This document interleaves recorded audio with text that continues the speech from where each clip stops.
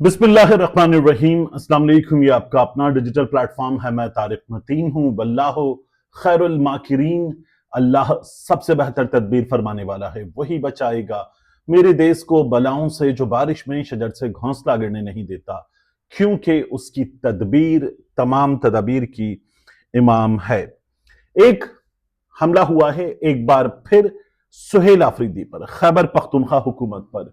और यह हमला एक बार फिर हमने देखा कि सोशल मीडिया के जरिए, सहाफियों के जरिए करवाया गया है।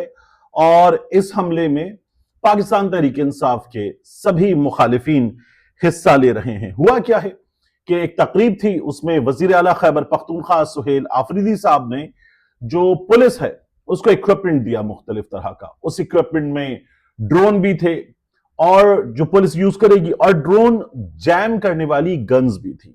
अब ये गन्स जो हैं ये मकामी सतह पर तैयार करदा गन्स हैं। ये खैबर पख्तूनख्वा पुलिस को दी गई। एक तकरीब हुई, उसकी वीडियो और तस्वीरें वगैरह आई। अब हुआ ये कि ये प्रोपेगेंडा शुरू कर दिया गया कि ये ड्रोन्स जो खैबर पख्तूनख्वा हुकूमत के पास थे और ये वहां सीएम ने दिए, इनकी गवर्नेंस इतनी बुरी है कि ये ड्रोन्स जो है वो तालिबान के पास हैं। अब हमारे कुछ सोशल मीडिया पर बेनामी अकाउंट्स ने, उसके अलावा ऐसे अकाउंट्स जैसे बेनामी अकाउंट से है पाक डिफेंस अकाउंट, और इस अकाउंट का जो ताल्लुक है वो किस शख्स से है, किस नाम से, कुछ नहीं है। लेकिन ये पाकिस्तान तहरीक इंसाफ के खिलाफ बड़ी बात करते हैं। इन्होंने कहा इसे कहते हैं तब्दीली। लफ्ज देखिए आप, टीटीपी का पॉलिटिकल विंग पीटीआई, टीटीपी का पॉलिटिकल विंग पीटीआई पहले टीटीपी का बयानिया प्रमोट करती थी। अब पीटीआई की सूबाई हुकूमत के जदीद हथियार टीटीपी के हाथों में, और वो जो ड्रोन जैमिंग गन थी वो दिखा दी गई कि जनाब ये गन टीटीपी वालों के पास है। इसी तरह से जो अब्दुल्ला गुल हैं, और ये जनरल हमीद गुल साहब के साहबजादे हैं, अब्दुल्ला गुल साहब ने ट्वीट किया केपी पुलिस को एंटी ड्रोन सिस्टम दिया गया ताकि दहशतगर्दी का मुकाबला बेहतर और जदीद अंदाज में किया जा सके। अगले दिन ये जदीद सिस्टम तहरीके तालिबान के दहशतगर्दों के हाथ पहुंच चुका। आखिर ये कैसे मुमकिन हुआ, और दहशतगर्दों का सहूलतकार कौन? सुहेल आफरीदी है कोई जवाब? ये अब्दुल्ला गुल साहब ने ट्वीट किया, और ट्वीट करके इमरान खान की जमात से उन्होंने जवाब मांग लिया। अब इस सिलसिले में पुलिस इक्विपमेंट डायवर्जन, ये एक चीज आई हमारे सामने, और इसमें बताया गया कि टीटीपी वालों के पास ये ड्रोन जैमिंग गन मौजूद है। एक सहाफी अहमद मंसूर साहब डिफेंस की बीच करते हैं, एक अरसे से डिफेंस की बीच कर रहे हैं, और आईएसपीआर की प्रेस कॉन्फ्रेंस में भी बैठे हुए थे। उसके अलावा उन्होंने डिफेंस पर बड़ा काम किया है। अहमद मंसूर साहब गालिबन आजकल एक्सप्रेस न्यूज से वाबस्ता हैं, सोशल मीडिया पर अपना काम भी करते हैं, सीनियर जर्नलिस्ट हैं। अहमद मंसूर साहब ने भी इसी तरह का एक ट्वीट किया। अब खैबर पख्तूनख्वा पुलिस ने क्या बताया, देखिए। खैबर पख्तूनख्वा पुलिस ने यह बताया कि ये जो चीजें हैं ये अभी हमारे पास हैं, हमारे लॉजिस्टिक स्टोर में है, ये गई ही नहीं है आगे, यानी हम मुख्तलिफ अजला को दें, ये भी नहीं हुआ। नेशनल इलेक्ट्रॉनिक्स कॉम्प्लेक्स का लोगो है, उसे लोगों ने बना दिया केपी गवर्नमेंट का लोगो, दायरा बना के कि जी ये देखें, ये जो दायरा है ये केपी गवर्नमेंट का लोगो है, तो ये ऐसे इनके पास है। ये सब कुछ किया गया था, पुलिस ने मना कर दिया। लेकिन सुहेल आफरीदी साहब के साथ इससे पहले क्या हुआ? मोहम्मद फहीम साहब का नाम लिया गया, फिर उसके बाद पेशावर के प्रेस क्लब का नाम लिया गया कि उन्होंने रिपोर्ट बनाई सुहेल आफरीदी स्मगलर है। फिर अभी इरफान साहब आजाद डिजिटल से वाबस्ता है, उनका नाम लिया गया, सुहेल आफरीदी दहशतगर्द है, स्मगलर है वगैरह। इस तरह के इल्जाम मुख्तलिफ लोगों की जानिब से लगाए गए, और सहाफियों ने खुद, अली अकबर यूसुफजई साहब का नाम लिया गया, खुद बता दिया कि भाई ये झूठी रिपोर्ट है, मुझसे मंसूब की गई है, मैंने तो नहीं बनाई। ये बार बार सहाफियों ने बताया। लेकिन सुहेल आफरीदी के बारे में इस तरह का प्रोपेगेंडा पीटीआई की हुकूमत के बारे में ये मुसलसल किया जा रहा है, और सोशल मीडिया पर बड़े जोरों शोर के साथ किया जा रहा है। एक बार फिर किया गया, वो तो पुलिस ने खुद बता दिया कि अभी तो ये दिया ही नहीं गया, अभी ये हमारे अपने लॉजिस्टिक स्टोर में है और ये बंद किया जाए सिलसिला। तो अब आप देख लीजिए कि ये पाकिस्तान तहरीक इंसाफ के साथ बार बार हो रहा है। हमारे यहां बड़ी बात होती है फेक न्यूज के खिलाफ कार्रवाई, और टीका लगेगा, एनसीसीआई एक्शन में आएगा वगैरह। यानी हम सबको, आज शाकिर अवान साहब के खिलाफ मुकदमा है, सौराब बरकत है, आगा शेख सरवर है, मजीद लोग होंगे, कल हम में से कोई भी होगा। ये चीजें मुसलसल हो रही हैं। अब शाकिर अवान साहब जो हैं, उनका बिल्कुल ये कहा जा रहा है कि सोहराब बरकत की तरह नंबर आ जाएगा, और शाकिर अवान साहब जो हैं वो भी अभी एक लंबी गिरफ्तारी भुगत सकते हैं। This can happen to anyone, I am telling you, this can happen to anyone. तो ये हो रहा है, लेकिन ये जो मुसलसल सीएम के खिलाफ हो रहा है, क्या इस पर एनसीसीआई हरकत में आया, इस पर पीका लगा, इस पर कोई चीज हुई? नहीं, कुछ भी नहीं हुआ। तो सुहेल आफरीदी के खिलाफ ये सब कुछ करना जो है वो है हलाल, बाकी अगर किया जाएगा तो वो हराम है। अब दो तीन चीजें मुझे आप तक पहुंचानी। एक बड़ी दिलचस्प खबर है हमारे सामने आई। अली मोहम्मद खान साहब ने एक बात की है, वो ये कहते हैं कि मुझे पॉलिटिकल कमेटी में इमरान खान ने डाला था, 2023 में जेल जाने से पहले मेरा नाम डाला, शहरियार आफरीदी का नाम डाला, मुराद सईद का नाम डाला।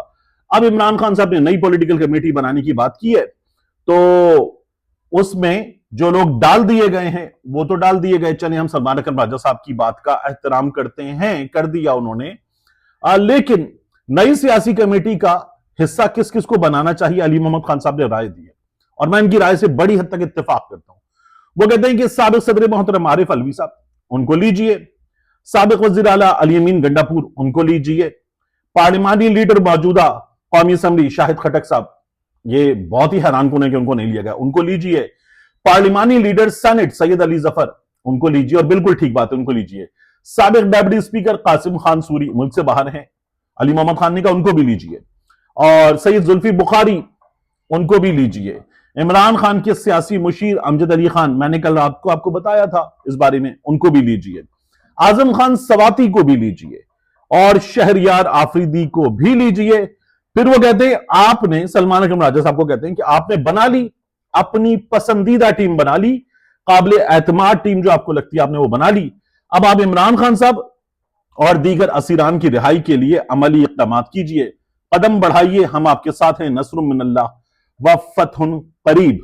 23 नाम हमारे सामने थे जो पाकिस्तान तहरीके इंसाफ की नई पॉलिटिकल कमेटी का हिस्सा है।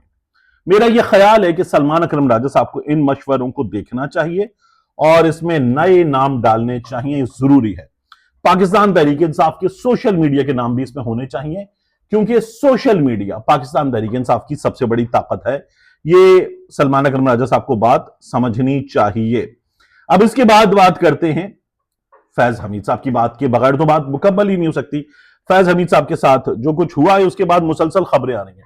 अच्छा, जब आप जाए ना किसी ऐसी जगह जहां बच्चों के लिए, आम लोगों के लिए जो ताकतवर तरीन जंगल के जानवर होते हैं वो रखे जाएं कि इनको आके देखो, तो वहां पर मूंगफली, केला और बाकी फल वगैरह लोग उनको उछाल उछाल के फेंक रहे होते हैं, एंजॉय करते हैं। और अगर वो बाहर हों तो क्या लोग ये कर सकते हैं? नहीं कर सकते। अब फैज हमीद साहब के खिलाफ जो हैं वो खबरें आ रही हैं, पहले इस तरह से खबरें नहीं आती थी, लेकिन अब धड़ाधड़ आ रही हैं। अंसार अब्बासी साहब ने खबर दी है, वो कहते हैं 14 साल कैद की सजा पाने वाले साबिक DG ISI lieutenant general retired Faiz Hamid पर यह इल्जाम भी आयद हुआ है कि वो रिटायरमेंट के बाद बाज खुफिया सरकारी दस्तावेजात अपने पास रखे हुए थे, हालांकि वो इसके मजाज नहीं थे। सोर्स ने यह नहीं बताया कि वो कौन सी दस्तावेजात थी जिनके हवाले से फैज हमीद पर यह इल्जाम आयद किया गया है। आईएसपीआर के ऐलान के मुताबिक फिर वो 4 जो इल्जामात हैं उन इल्जामात की फहरिस्त है। आईएसपीआर ने यह तफसील जाहिर नहीं की, ताहम सोर्स के मुताबिक ऑफिशियल सीक्रेट्स एक्ट के तहत एक इल्जाम रिटायरमेंट के बाद खुफिया डॉक्यूमेंट अपने पास रखने से मुताल्लिक भी था, हालांकि फैज हमीद मजाज नहीं थे कि अपने पास ये डॉक्यूमेंट रख सकते। तो ये उनके बारे में खबर में मजीद डिटेल्स सामने आई हैं। तो फैज हमीद साहब के बारे में चीजें पहले नहीं आती थी, अब आ रही हैं, धड़ाधड़ आ रही हैं, मुख्तलिफ सहाफी लेकर आ रहे हैं। और मैं ये देख रहा हूं कि फैज हमीद साहब जो हैं उनके लिए भी, इन सहाफियों के लिए भी, हम सब के लिए भी एक सीखने की चीज है कि जब तक ओहदा है ना तब तक बंदा बड़ा ताकतवर है, उसके बारे में कुछ नहीं आता। जब ओहदा चला गया तो फिर धड़ाधड़ चीजें आती हैं। ये सबके लिए सीखने की चीज है। और ये सिलसिला पहले भी होता था, अब भी हो रहा है, आगे भी होगा। पहले सियासतदान थे वो इस्लामी जमहूरी इत्तेहाद में आईएसआई से पैसे लेते थे आईएसआई से, और पैसे लेने वाले सियासतदान जैसे मियां नवाज शरीफ है, वो बाद में कहते हैं आईएसआई ये कैसे कर सकती है, तो हमारे यहां ऐसे लोग मौजूद हैं और आईएसआई वाकई नहीं कर सकती। आईएसआई क्यों करती है ऐसा? तो ये हमारे यहां काम हुए हैं। मैंने कोई ऐसे बहुत बड़े कमालात तो अंजाम नहीं दिए कि मैंने किसी जर्नल की स्टोरी पहले की हो। एक की थी, जनरल अफजल थे चेयरमैन एनडीएम में, उनके हवाले से स्टोरी की थी। मुझे एक फोन आया था कि ये स्टोरी जो है वो आपने जो दी है वो फैक्चुअली इनकरेक्ट है। तो मैंने कहा कि, और ये मैं बता रहा हूं कोई अब से कोई अराउंड 5-5.5 साल पहले की बात है, यूट्यूब पर ही दी थी। तो फिर जब मुझे ये फोन आया कि स्टोरी इनकरेक्ट है, तो मैंने कहा आप अपना वर्जन दे दीजिए। मैंने स्टोरी दी है, मैं कहूंगा कि मुझे ये बताया गया सोर्स के जरिए और मैं आपका वर्जन भी दे दूंगा। तो उन्होंने कहा नहीं, तो फिर स्टोरी और चलेगी, अभी आपने दे दी है तो चल रही है, फिर मजीद चलेगी, तो हम ये नहीं चाहते। तो फिर मैंने कहा आप बताइए आप क्या चाहते हैं। उन्होंने कहा डिलीट कर दें। तो वो पहली बार फरमाइश थी और मैंने वो स्टोरी डिलीट कर दी थी। डिलीट कर देते हैं लोग, सब डिलीट कर देते हैं, चैनल्स भी डिलीट कर देते हैं, तो मैंने भी डिलीट कर दी थी। तो अब भी चीजें सामने आ रही हैं। हाँ, मैंने ये जरूर कहा था, ऑन रिकॉर्ड है, शाहिद हमारे दोस्त हैं शाहिद हुसैन, आपने कई बार देखा, मैं उनके चैनल पे होता हूं, तब भी कहा, टेलीविजन प्रोग्राम में भी कहा, ट्विटर पे भी कहा, यहां पर भी कहा कि जो एक्सटेंशन है, और जब जनरल बाजवा की एक्सटेंशन हो रही थी तब भी कहा था कि मैं इसके खिलाफ हूं। मैं इसके खिलाफ हूं क्योंकि एक्सटेंशन का मतलब यह है किसी भी शख्स की एक्सटेंशन हो जाए तो जो इदारा है उसकी सलाहियत पर एतमाद तो ना हुआ फिर कि वो मजीद ऐसे ही जबरदस्त लीडर के, जिनको लीडर देख करके यार ये है ना लीडर, इसको मजीद रखो, तो वो ऐसे ही मजीद लीडर प्रोड्यूस कर सकता है, उस इदारे की सलाहियत पर तो फिर एतमाद नहीं रहा। ये मैं ऑन रिकॉर्ड बात कर चुका हूं। अब फैज हमीद साहब के हवाले से जब मैं कह रहा हूं ना, खबरें आ रही हैं, हिम्मत आ रही है और चीजें आ रही हैं, ऐसे ही आप देखें मियां जावेद लतीफ साहब, उन्होंने एक खिताब किया और खिताब करके कहा कि वो भी बड़े बहादुर हैं, नाम लेते रहे। मियां जावेद लतीफ साहब अपने बारे में कह रहे थे कि वो बड़े बहादुर हैं, और मियां नवाज शरीफ साहब ने भी जबरदस्त बहादुरी का मुजाहिरा किया कि वो नाम लेते थे। मियां नवाज शरीफ साहब नाम लेते थे। गुजरांवाला के जलसे में मियां नवाज शरीफ साहब ने नाम लिया तो उनकी अपनी जमात के, नून लीग के लोग स्टेज से उतर के दौड़ लगा गए थे, भाग गए थे। मियां जावेद लतीफ साहब क्या कह रहे हैं, इस पे बात करते हैं, सुने जरा मियां जावेद लतीफ साहब कहते क्या हैं। क्योंकि ये अकेला शख्स नहीं था जिन्होंने पाकिस्तान की बर्बादी की, वो एक बड़ी चेन थी, एक बड़ा ग्रुप था। अगर नाम कोई नहीं लेता तो मैं तो बड़े अरसे से नाम लेता आया हूं। फिर गुजरांवाला में जलसा में नवाज शरीफ ने जो नाम लिए थे, हमारे भी बहुत से कमजोर दिल के लोग स्टेज से छलांगे मार के दौड़ गए थे। तो नवाज शरीफ ने नाम लिए थे गुजरांवाला में जलसे में, और नून लीग के कमजोर दिल लोग दौड़ गए थे। मियां जावेद लतीफ साहब कमाल कर रहे हैं आप, यानी मियां नवाज शरीफ साहब ने बहादुरी का मुजाहिरा किया, गुजरांवाला के जलसे में लोग दौड़ गए।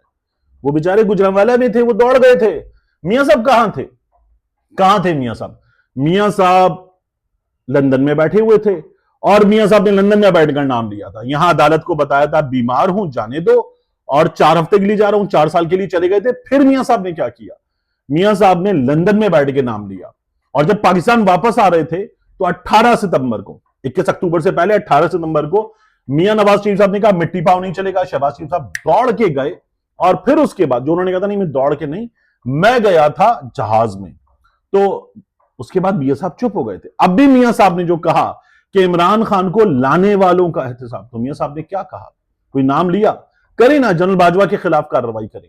पूरी जमात कह रही है, ख्वाजा आसिफ बार बार कह रहे हैं, ख्वाजा आसिफ साहब तो कह रहे थे कि जनरल बाजवा को इमरान खान से अच्छा दुम हिलाने वाला नहीं मिलेगा, ये वो बात कर रहे थे। तो किसने जनरल बाजवा को फोन कॉल की थी और कहा था बाजवा साहब इलेक्शन हार गया, हमें बचाएं? तो ये भी ख्वाजा आसिफ साहब थे। तो और कौन जनरल बाजवा के ससुर से उनके घर पे मुलाकातें करता था? कौन था जो डीलिंग कर रहा था? कौन था जो अपना तर्जुमान जनरल बाजवा के पास, डीजीआईएसआई के पास भेज के तमाम चीजें तय कर रहा था? तो मियां जावेद लतीफ साहब, आप अपनी जमात की लीडरशिप को बुज़दिल करें, और मियां साहब ने जो काम किया था वो कहां से बहादुरी है। मिलते हैं इंशाअल्लाह आपसे अगली वीडियो में।